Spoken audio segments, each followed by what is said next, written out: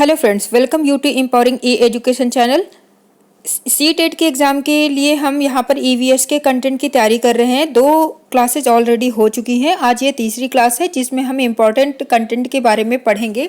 और आज सबसे इम्पॉर्टेंट पॉइंट आने वाला है मधुबनी के बारे में।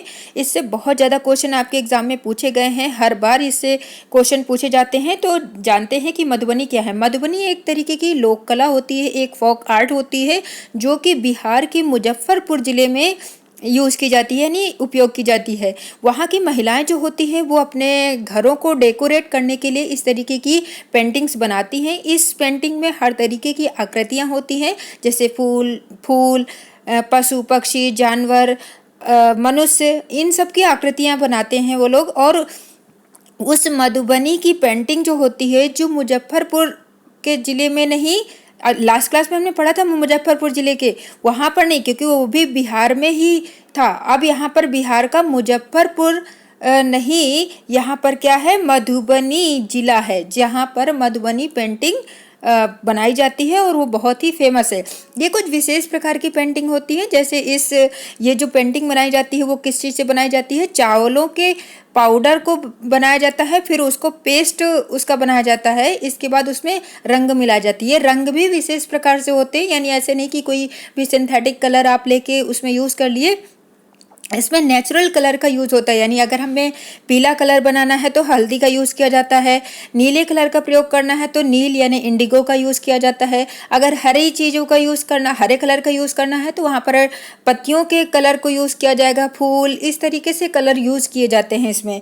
ठीक है, इसके बाद आपका इम्पॉर्टेंट, इसमें आप पेंटिंग्स को देख भी सकते हैं, मैंने यहाँ पर दिया हुआ है। इस तरीके की ये पेंटिंग होती है जो कि बहुत फेमस है और बार बार एग्जाम में क्वेश्चन पूछा जाता है। तो आपको याद रखना है कि मधुबनी एक तरीके की लोक कला है, एक तरीके की चित्रकला है, एक तरीके की पेंटिंग है। और वो पेंटिंग कहाँ बनाई जाती है, बिहार के मधुबनी जिले में।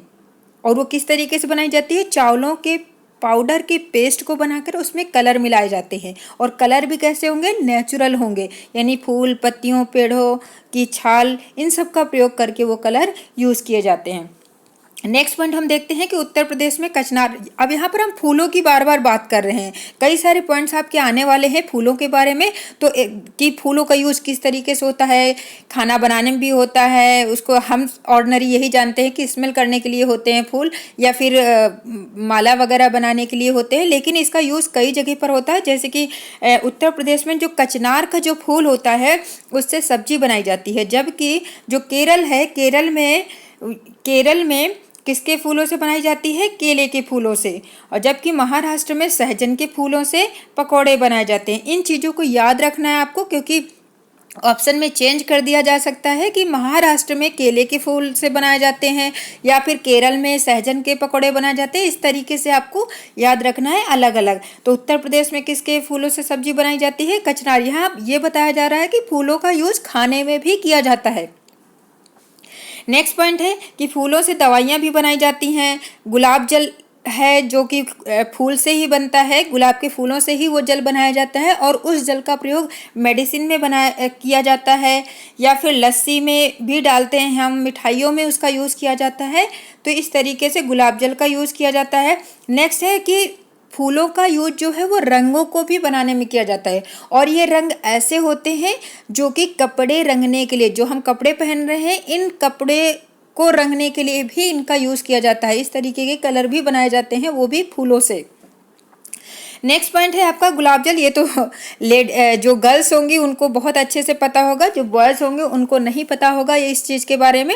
और हम इसे दादी के नुस्खे वगैरह भी कह सकते हैं आप। और ये आपके एनसीईआरटी की बुक में लिखा हुआ है कि वहाँ पर ये बताया जा रहा है कि जो गुलाब जल होता है, जो गुलाब के फूलों से वो जल बनाया जाता है, अगर हम उसे ग्लिसरीन में मिलाते हैं और उसमें कुछ बूंदें नींबू की मिलाते हैं और इस मिश्रण को मिलाकर एक बोतल में भर लिया जाए और ठंडियों में यानी जाड़ों में इसका प्रयोग किया जाए अपनी रूखी, क्योंकि जाड़ों में जो आपकी स्किन होती है बहुत ही रूखी हो जाती है, बेजान हो जाती है, तो अगर उसका यूज़ किया जाए यहाँ पर तो आपकी स्किन जो होगी वो रूखी नहीं होगी और ना ही फटेगी। आजकल हम तरह तरह के जो क्रीम वगैरह है, लोशन वगैरह यूज़ करते हैं, उससे कहीं ज़्यादा गुना ये कारगर होगा अगर इस तरीके की चीज़ें, नेचुरल चीज़ों का यूज़ किया जाए। और दूसरी बात है, नेक्स्ट पॉइंट आपका है कि कन्नौज जिला जो है वो उत्तर प्रदेश में है। ध्यान रखना है कि कन्नौज जिला कहाँ पर है, उत्तर प्रदेश में है। अब कन्नौज जिला की बात क्यों कर रहे हैं, क्योंकि कन्नौज जिला जो है उत्तर प्रदेश का वो इत्र के लिए फेमस है। इत्र जानते हैं, जैसे आज हम परफ्यूम लगाते हैं उसी को इत्र कहते हैं।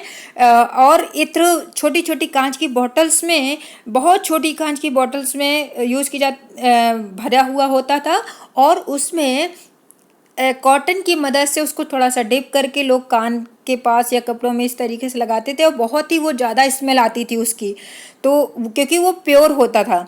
और आजकल तो सारा एक तरीके से दिखावटी है, थोड़ी देर के लिए स्मेल आती है, लेकिन जो इत्र का यूज़ करते थे वो 2-2 3-3 दिन के लिए स्मेल जाती नहीं थी।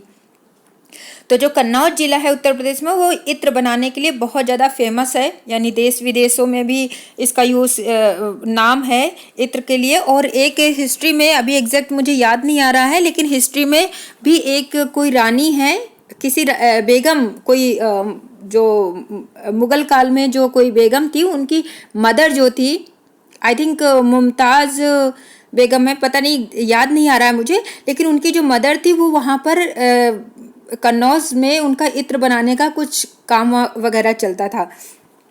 गुलाब जल, केवड़ा जल, ये सब चीज़ें जो होती हैं वो फूलों से ही बनाई जाती हैं।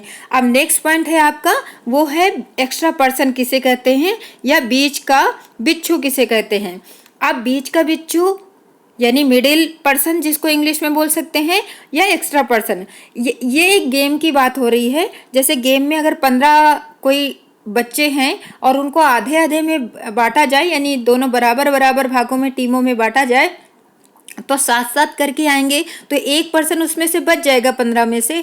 तो वो जो एक बचा हुआ पर्सन है वो दोनों टीमों के बीच में एक्स्ट्रा पर्सन, मिडिल पर्सन या फिर बीच का बिच्छू की तरीके से काम करता है, इसे कहते हैं बीच का बिच्छू। अब नेक्स्ट पॉइंट है, ये भी आपका क्वेश्चन पूछा गया है कि फूलों की घाटी कहाँ पर है। ऑप्शन दे दिए जाएंगे कि कश्मीर में है, स्विट्जरलैंड में है, उत्तराखंड में है। तो ज़्यादातर लोग कंफ्यूज हो सकते हैं अगर उन्होंने पढ़ा नहीं है, और वो बता सकते हैं कि कश्मीर में है या फिर स्विट्जरलैंड में है। लेकिन यहाँ पर है आपके उत्तराखंड में, यानी उत्तरांचल में की जो पहाड़ियाँ हैं वहाँ पर एक जगह, एक ऐसा जगह है जहाँ पर हर जगह पर फूल ही फूल नज़र आ रहे हैं वहाँ पर उस घाटी में, इसलिए उसका नाम क्या है, फूलों की घाटी है। तो फूलों की घाटी कहाँ पर है, उत्तराखंड में। नेक्स्ट है कबड्डी। कबड्डी तो आप लोगों ने किसने किसने खेला है वो आप कमेंट करके ज़रूर बताएंगे कि किसने बचपन में कबड्डी खेला है। ये सब पुराने गेम होते थे जो आजकल हम लोग मिस कर रहे हैं। और कहीं पर तो इस गेम को कबड्डी बोला जाता है, लेकिन कहीं कहीं पर इसको दूसरे नाम से भी जाना जाता है। जैसे हमारे यहाँ तो ये कबड्डी कहा जाता है, लेकिन इसके दूसरे नाम होते हैं, जैसे चेदुगुडू, हु तू तू, छू किट किट, हा दू दू। इस तरीके से इसके अलग अलग जगह पर अलग अलग नाम लिए जाते हैं कबड्डी के ही। नेक्स्ट पॉइंट है आपका बाल विवाह। बाल, यहाँ पर एक पॉइंट दिया गया है क्योंकि वो मैंने पहले भी वीडियो में आपको बताया था कि ये जो पॉइंट्स हैं वो इसलिए दिए जा रहे हैं क्योंकि जो बच्चे हैं वो घूमने के लिए अपने मौसी के यहाँ गए हैं, नानी के यहाँ गए हैं, तो जो बीच में जो चीज़ें उनको दिखाई पड़ती हैं उसके बारे में आप ये सारी डिटेल्स दी जा रही है। तो अब वहाँ पर वो पर्सन देखते हैं कि एक जो लड़की है उसकी शादी हो चुकी है, बहुत ही छोटी है और वो काम कर रही है। तो वो वहाँ पर ये बताया जा रहा है कि पहले के समय में या कुछ ऐसे एरिया हैं जहाँ पर ये छोटी छोटी लड़कियों की शादी कर दी जाती है, लेकिन हमारे देश में ये बाल विवाह यानी चाइल्ड मैरिज के लिए बहुत स्ट्रिक्टली लॉ बनाया गया है, जिसमें से लड़के की कम से कम एज 21 ईयर होनी चाहिए और लड़की की जो एज है वो 18 होनी चाहिए। ठीक है।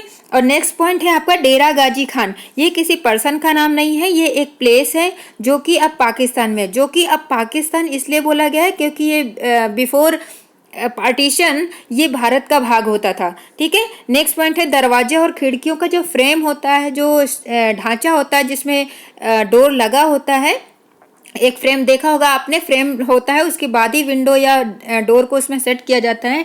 तो वो फ्रेम जो होती है वो नीम की लकड़ी, कीकर की लकड़ी इस तरीके की लकड़ियों के द्वारा ही बना होता है, क्योंकि ऐसी लकड़ियों की यूज़ करने के बाद इसमें कीड़ा नहीं लगता है, इसमें दीमक नहीं लगती, तो ऐसी लकड़ी का यूज़ किया जाता है। ठीक है। नेक्स्ट पॉइंट है सोहना गांव। सोहना गांव कहाँ पर है? हमने बहुत पहले भी कई गांव के नाम पढ़ चुके हैं, जैसे बोचाहा गांव के बारे में पढ़ चुके हैं और आपका खेजड़ली गांव के बारे में भी पढ़ चुके हैं। यहाँ पर है सोहना गांव। सोहना गांव कहाँ पर है? दिल्ली में। अच्छा, ये एक क्वेश्चन है आपके लिए, आप बताइए कि आपका ये जो खेजड़ली गांव है वो कहाँ पर है? आप कमेंट करके बताइए, जिससे मुझे पता चले कि आप लोग अच्छे से पढ़ाई कर रहे हैं। दूसरा क्वेश्चन ये भी है कि बोचाहा गांव कहाँ पर है? दोनों के कमेंट करके आप आंसर बताएंगे। नेक्स्ट पॉइंट है ये आपका सोहना। सोहना गांव जो है वो दिल्ली में है। सोहना गांव कहाँ पर है? सोहना गांव कहाँ पर है? हरियाणा में। इसको ध्यान रखिएगा, सोहना गांव कहाँ पर है? हरियाणा में है। और सोहना से अगर दिल्ली आते हैं तो बीच में हमें क्या मिलता है? गुड़गांव। अब गुड़गांव बच्चों को इसलिए बताया जा रहा है कि बहुत सारे बच्चे जो यहाँ पर दिल्ली के आसपास या गुड़गांव के आसपास है वो तो जानते होंगे कि गुड़गांव है, लेकिन जो बहुत दूर रहते हैं, अगर उनको छोटे बच्चे, यहाँ पर जो बच्चे हैं वो आपके 3rd 4th 5th के बच्चे हैं, उनको ईवीएस आपको पढ़ाना है, तो अगर उनसे बात की जाए तो वो अगर पूछा जाए कि गुड़गांव क्या है, तो वो शायद अगर कभी नाम नहीं सुने होंगे, इधर आसपास नहीं रहते होंगे गुड़गांव के आसपास, तो वो लोग समझ सकते हैं कि गुड़ का गांव है ना, जैगरी गुड़ जो खाते हैं उसका गांव हो सकता है, या वहाँ पर बहुत ज़्यादा गुड़ बनता होगा, इसलिए उसका नाम, उस गांव का नाम रख दिया गया हो गुड़गांव। लेकिन आपको बताना है वहाँ पर कि गुड़गांव एक ऐसा एरिया है जो दिल्ली के पास में है, हरियाणा में है, और वो पहले कुछ भी नहीं था, लेकिन आजकल वो बहुत ज़्यादा डेवलप्ड हो गया है। बहुत बड़ी बड़ी एमएनसीज वहाँ पर आ गई हैं, बहुत डेवलप्ड एरिया हो गया है। इस तरीके से आपको इन्फॉर्मेशन बच्चों को देना है वहाँ पर, इसलिए ये पॉइंट यहाँ पर दिए जाते हैं। अगर हम सोहना से दिल्ली आएंगे तो हमें रास्ते में क्या मिलेगा? गुड़गांव मिलेगा। तो बच्चे सोचेंगे कि गुड़गांव यानी गुड़ वहाँ पर ज़्यादा मिलता होगा, तो खाते होंगे लोग। ठीक है, तो इस तरीके से कुछ कुछ पॉइंट दिए गए हैं। नेक्स्ट पॉइंट है आपका बेलवानी का गाँव। देखिए फिर से एक गाँव का नाम आया है, बेलवानिका गांव। बेलवानिका गांव कहां पर है? कर्नाटक में है। कहां पर है? कर्नाटक में। अब प्याज, अब 2-4 पॉइंट जो है वो आपके प्याज के बारे में है। प्याज की फसल जो होती है वो जुलाई के महीने में बोई जाती है। कब बोई जाती है? जुलाई के महीने में बोई जाती है। और जब भी हम प्याज की फसल को बोएंगे उसके 20 दिन बाद ये प्याज की फसल अंकुरित होने लगेगी, यानी स्प्राउटेड होने लगेगी। नेक्स्ट पॉइंट है, जब हम कोई फसल बोते हैं तो उसके लिए हमें कुछ इंस्ट्रूमेंट की ज़रूरत होती है, जिससे हम मिट्टी को नरम मुलायम खोदते हैं या पत्तियों को काटते हैं। इस तरीके के कुछ इंस्ट्रूमेंट की ज़रूरत होती है। तो यहाँ पर जो खुंटी है वो एक प्रकार की आयरन की रॉड है, एक लोहे की छड़ है, जिसका प्रयोग हम मिट्टी को खोदने के लिए यानी उसको डिग करने के लिए, उसको सॉफ्ट बनाने के लिए यूज़ करते हैं। याद रखना है, खुंटी एक प्रकार की लोहे की छड़ है, एक आयरन रॉड होती है। ठीक है। नेक्स्ट पॉइंट है आपका, यहाँ पर आपका है प्याज की फसल। ये तो मैंने बता ही दिया कि 20 दिन में ही अंकुरित होने लगती है। नेक्स्ट है, जब हम कोई फसल बोते हैं तो उसमें कुछ वीड्स निकल आते हैं, यानी खरपतवार निकल होते हैं। वीड्स किसे कहते हैं? अनचाहे जो प्लांट्स होते हैं जिसे हम बोते नहीं है, वो अपने आप से ही निकल आते हैं, तो ये इंग्लिश में इसको बोलते हैं वीड्स। तो अगर खेतों में वीड्स हो जाती है यानी कि खरपतवार हो जाती है, तो उसको हमें उखाड़कर फेंक देना चाहिए, उसको नहीं रखना चाहिए, क्योंकि अगर हम उसको उखाड़ेंगे नहीं तो वो हमारे फसल में जो हम उसको फर्टिलाइजर्स दे रहे हैं, पानी दे रहे हैं, तो वो सारे जो खरपतवार होगा वो खुद ही अपने आप में उसको सोख लेगा और वो फसल तक नहीं जा पाएगी, इसलिए उसको उखाड़ के फेंक देना चाहिए। नेक्स्ट पॉइंट है, और प्याज की फसल बोई गई है तो कैसे पता चलेगा? क्योंकि अगर कुछ जो खेती में जो कुछ फसल बोई जाती है तो वो ऊपर की तरफ बालियां आती हैं उसकी, या कोई भी फल लगते हैं, तो उससे हमें पता चल जाता है कि ये यूज़ करने के लिए तैयार है या नहीं है। लेकिन कुछ फसल ऐसी होती हैं जो ज़मीन के अंदर उनकी रूट्स होती हैं, उनके फल होते हैं, तो इस तरीके से हमें कैसे प्याज भी जमीन के अंदर ही बोई जाती है, तो हमें कैसे पता चलेगा कि प्याज अब तैयार हो गई है? तो सारे प्याज की फसल को निकाल लिया जमीन के अंदर से, तो जब प्याज की जो पत्तियां होती हैं वो येलो हो जाएं या सूखने लगे, तब इसका मतलब समझ जाना चाहिए कि जो प्याज की फसल है वो तैयार हो गई है और उसे निकाल लेना चाहिए। अगर हमें थोड़ी सी भी देर हो जाएगी, यानी हम थोड़ा सा भी लेट हो जाएंगे कि चलो हमने ध्यान नहीं दिया कि प्याज की फसल जो, क्योंकि खेती में क्या होता है कि एक दिन में भी बहुत ज़्यादा चेंजेस आ जाते हैं, तो वहाँ पर अगर हमने 2-4 दिन 6 दिन उसको इग्नोर कर दिया, नहीं देखा, तो आपकी पूरी की पूरी जो मेहनत है वो पूरी बर्बाद हो जाएगी। प्याज की जो फसल है वो ज़मीन के अंदर ही सड़ जाएगी। तो इसलिए जो किसान होते हैं उनको बहुत मेहनत वो लोग करते हैं और हर पल अपनी फसल पर ध्यान रखते हैं। ठीक है, नेक्स्ट पॉइंट है कूरिगे। अभी हमने खुंटी की बात की थी जो एक आयरन रॉड होता है। अब है कूरिगे। कूरिगे एक प्रकार का क्या होता है, हल होता है, प्लाव होता है जो खेतों को जोतने के लिए काम में लिया जाता है। प्लाव सभी जानते होंगे। हल क्या होता है, हल जो लकड़ी का बना होता है। अब तो ट्रैक्टर वगैरह से उसकी जुताई होती है तो उसमें आयरन के बने होते हैं, तो वो हल होता है। लेकिन वो क्या बोलते हैं यहाँ पर, कूरिगे। और कूरिगे ये आपका किस लैंग्वेज में शब्द दिया है, हल। वैसे नॉर्मली आपने हल ही पढ़ा होगा, लेकिन कूरिगे उसके लिए यूज़ किया जा रहा है, वो है कन्नड़ भाषा में। यहाँ पर इल्लिगे। इल्लिगे एक तरीके के क्या है, एक तरीके की दराती होती है। यानी जैसे आप ये हसिया की तरीके से, दराती के तरीके से जैसे फसल को काटा जाता है, ऊपर की पत्तियों को काटा जाता है, वो समझ सकते हैं यहाँ पर कि। और दूसरी बात है, इल्लिगे और कूरिगे क्या है, ये दोनों शब्द जो हैं वो कन्नड़ भाषा से लिए जाते हैं। लेकिन कूरिगे एक तरीके का हल होता है, इल्लिगे जो होता है वो सूखी पत्तियों को काटने के काम में प्रयोग में लाया जाता है। तो आज हमने प्याज के बारे में पढ़ा है। ऐसे क्वेश्चंस आते हैं, कई बार पूछे गए हैं। नेक्स्ट पॉइंट में अब शुरू होने वाला है आपके बर्ड्स के बारे में, क्योंकि आपके क्वेश्चन पूछे गए हैं कि कौन सी बर्ड है जो टॉप मोस्ट पेड़ के ऊपर जाके घोंसला बनाती है। कौवा है, कोयल है, स्पैरो है, क्या है। तो इस तरीके के बहुत इंपॉर्टेंट पॉइंट्स आने वाले हैं नेक्स्ट कंटेंट में। तो आज के लिए इतना ही, ठीक है। जो भी मैंने क्वेश्चन पूछा है उसके कमेंट करके ज़रूर आंसर देंगे, नहीं तो मुझे नहीं पता चल पाएगा कि आप लोग पढ़ाई कर भी रहे हैं कि नहीं, या वीडियो बनाने का कोई फ़ायदा है या नहीं। तो आज के लिए इतना ही, मिलते हैं नेक्स्ट वीडियो में। Okay, bye bye and take care.